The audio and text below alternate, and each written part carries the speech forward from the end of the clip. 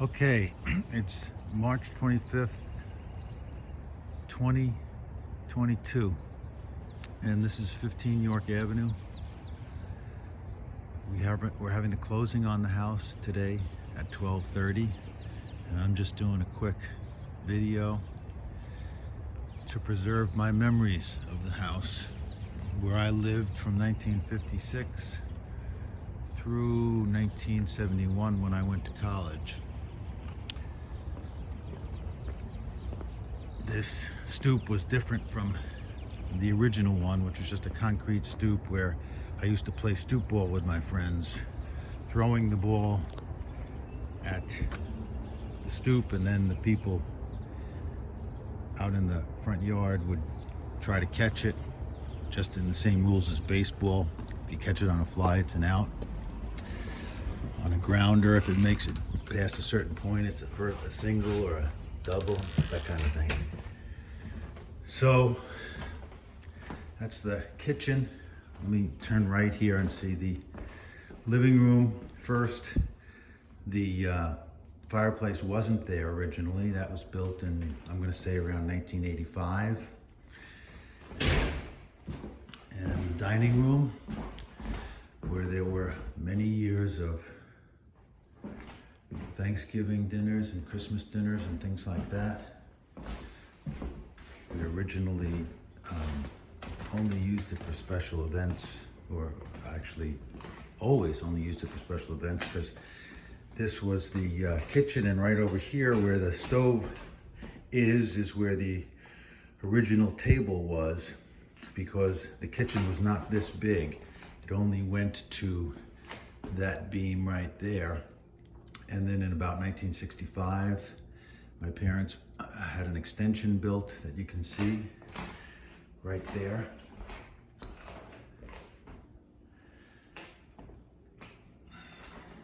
Leaving the kitchen and going upstairs. I can show you where the first room, there are 3 bedrooms, a little one here, then a large one, and then the master bedroom, and a bathroom over to the right. And the first one I lived in was here, in this room, when I was 3 years old. And I remember there was a changing station right against this wall right here. And my mother stood right over here. I remember one of my first memories is of her changing me, which I don't know why that would be. I guess as a 3-year-old, I really don't know. Do 3-year-olds get changed? But I guess there was at least one occasion where I was. There's the closet. And then at one point, Harold and I moved into this room, and we had bunk beds in this corner. I had the bottom bunk, Harold had the top bunk, and I remember my parents bought us a furniture set, and it included a desk that was catty-cornered. That was Harold's, that was in that corner. And then there was another desk that wasn't catty-cornered, that was somewhere over here with a dresser in between. And right there in that corner, in 7th grade, I got a guitar, and that used to be my corner where I practiced the guitar. And there's the closet. It originally had a different kind of door, but the door was too big and got in the way, so my father built that. Put those 2 doors, which worked much better. Okay. And here's the master bedroom, where my parents lived. And coincidentally, where both of them died. My father of a heart attack, and my mother of, I guess, of old age, but eventually her heart stopped. Both happened in this room.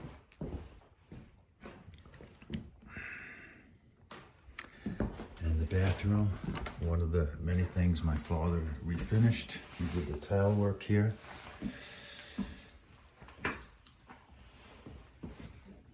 We had to change the toilet at one point. It was green like the rest of the fixtures. And there's the attic. You get to the attic attic up there, a ladder comes down. So I'm gonna go downstairs now. And this was Harold and I, well, I guess in 1964 when Patricia was born. Let me open this window. Get some light in here. Patricia was born in October 1964. Let's see, that's when Mary Grace and Ginny, now I'm getting confused. 1964.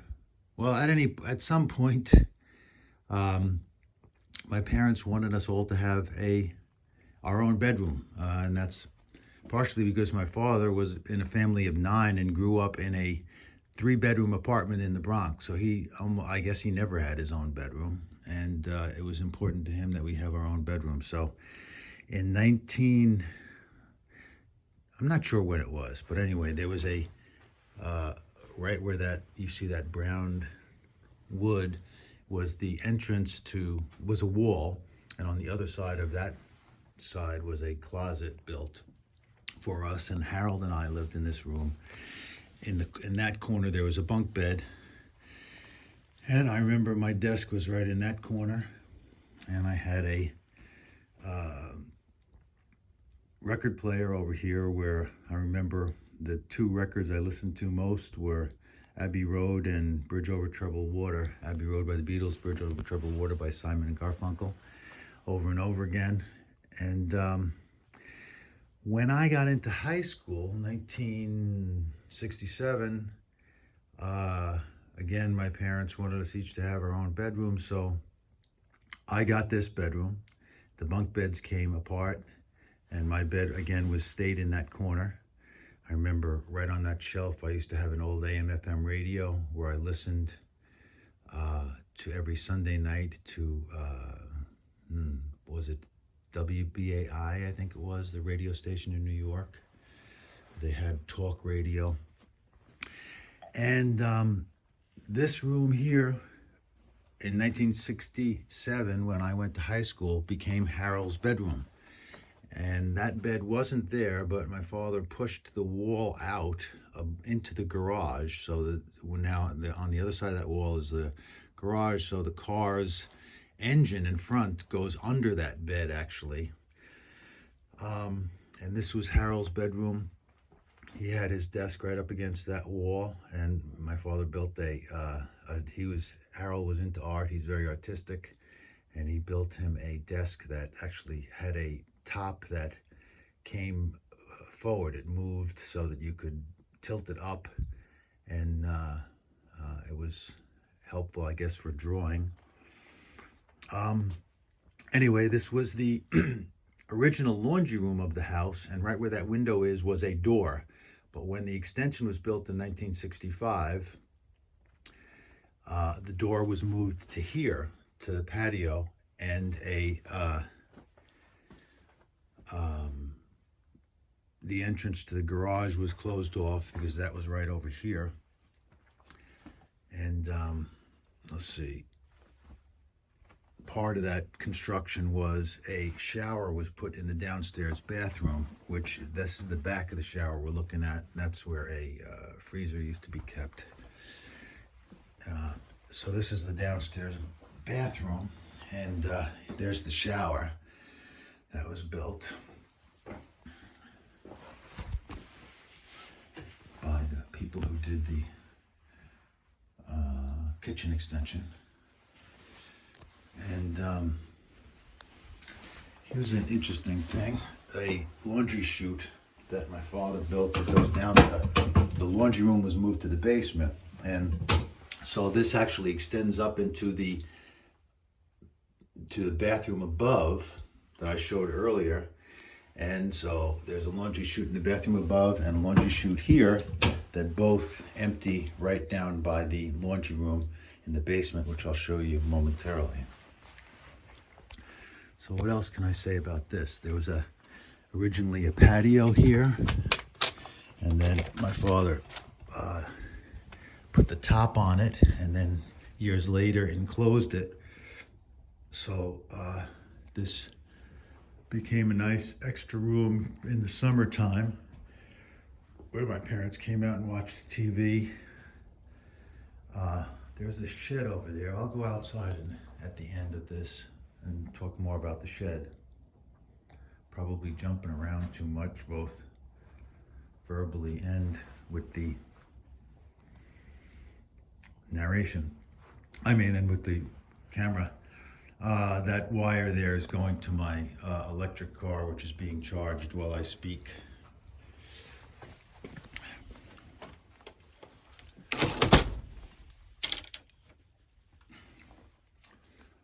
I slept here last night, so my clothes are all against the wall there.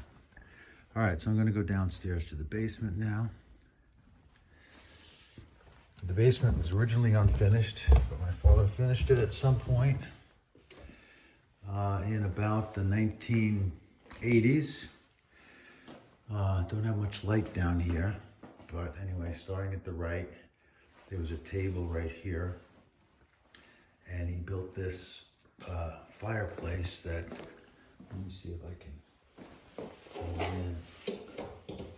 Yeah, the fireplace looks quite real, actually. Not so much now, but when it was going, there was a fan that made the light flicker a little bit. There was a TV right on top of that boxed in oil tank right there, and the oil furnace is behind that wall. And that's where my father's workbench was. And here was a round poker table. My father and his brothers used to play pinochle. And so I bought him once for a Christmas present, I think it was, or birthday present, a card table that was right in the middle there. And they used to sit around that card table. And here was a bar that he built. He had nice bar stools, and this was a fun place, and my parents used to entertain every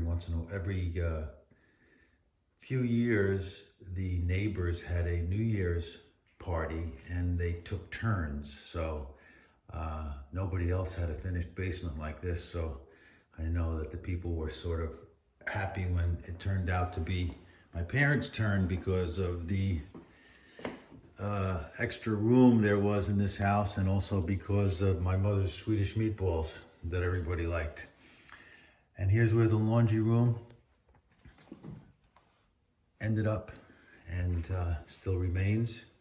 There's a closet over here, right there. So that's about it on the basement. I remember Harold had my brother Harold had a BB gun and was shooting, learned to use it. He got it for Christmas, and one of these doorknobs had a dent on it where one of the BBs hit. I can't find the dent right now. And Harold and I had a train set before we had the card table in this location. Harold and I had there was like a 4x8 platform that my father put up on sawhorses, I think. And we had a train set at one point, and then an electric car set that we used to use a lot when we were kids. Okay. This room was the original TV room, so most of my 1960s TV watching occurred in this room, and the TV was against that wall. Okay, so let me go outside now. I guess I'll go out this way.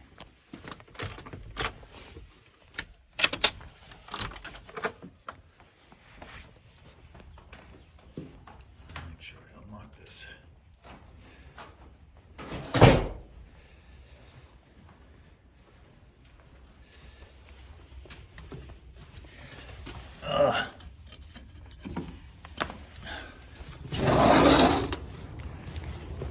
Patio was not there originally, but my parents parents had that done.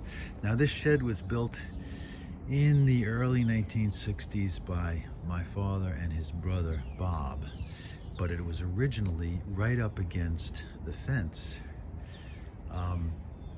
And then when the next door neighbors sold their house in, I guess it was around the year 2001 or 2, they found that they had a similar situation, a shed right up against the fence, and they had to remove it because the code in this area is that you can't have any kind of a structure. There needs to be a 4-foot offset from the property line. So what we didn't want to have to get rid of the shed. We wanted to keep it. So Harold and I actually moved it over 4 feet. We basically jacked it up and then just pushed it over 4 feet and laid it down on concrete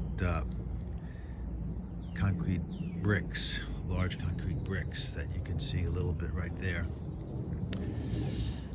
And here's the yard. It looks small, I guess, because of the gardening in the along the exterior, but I remember it looking much larger when I was younger, because we actually played, baseball, I guess, when I was real small, and then actually moved the baseball, not baseball, but stickball, into the street where we played for years with the neighborhood kids.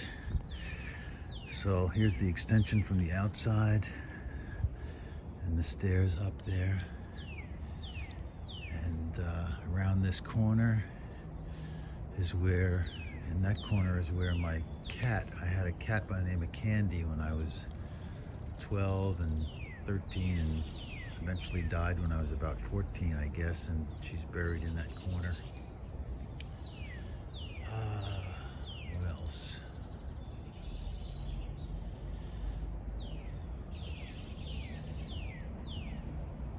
Nothing else occurs to me to say. That cupola up on top, I remember, it looks very dilapidated now, and is, but it's been up there since about 1983, when Ann and I bought a house in Saratoga. Actually, it was, the mailing address was Gansevoort. The owner had left that cupola in the garage. He had intended to put it on top of the house, and we didn't want to do that. So, and my father liked it, so he took it and he eventually put it on top of his house. And it looked great for years, but now it's dilapidated. So, that's in that corner. I remember my friends and I used to have like a clubhouse in that corner. And also in that shed, my friends and I used to camp out at night in the summer. We would take the lawnmower and shovels and stuff out and fix it up make it look like a room, and in the we would sleep there overnight, and that was great fun. So I guess that's about it for now. I can't think of anything else to say here. I'll keep it on for a while. I can always delete that footage if I don't think of anything else to say.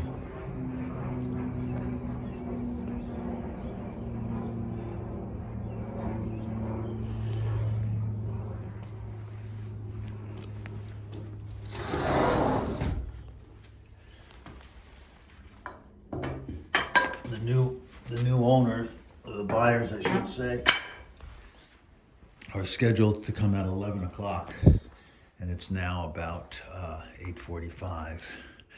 They're coming at 11 o'clock for the walkthrough prior to the 12:30 closing.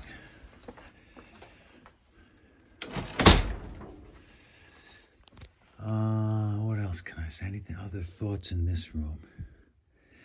Yeah, at one point there was this was a TV room at one point with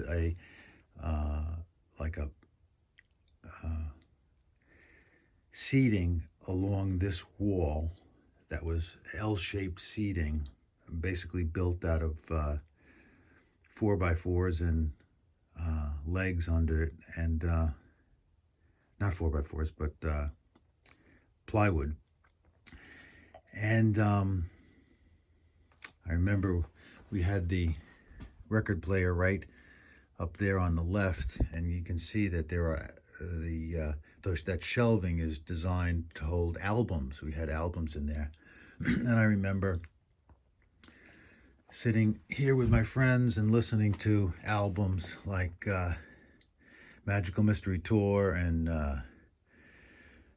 Disraeli Gears by Cream, and Are You Experienced, Hendrix's first album. So this room has had a lot of different reincarnations. What else can I say about this room? Of course, the wall came down and it returned to a large room when the kids left the house.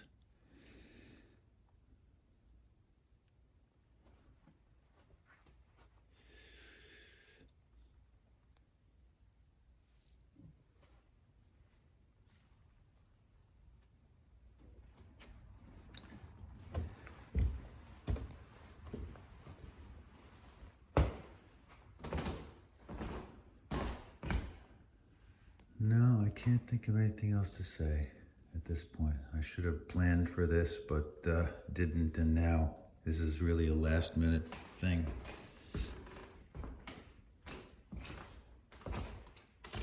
So it was a small kitchen originally, quite a small kitchen, but enough space to have a table here, a rectangular table where we had dinner, and the stove was right here, and the sink was right here. I don't remember what was on the left there, but of course, once it was pushed out, that changed everything. We have the island in here. Okay, so I guess I'll end with that.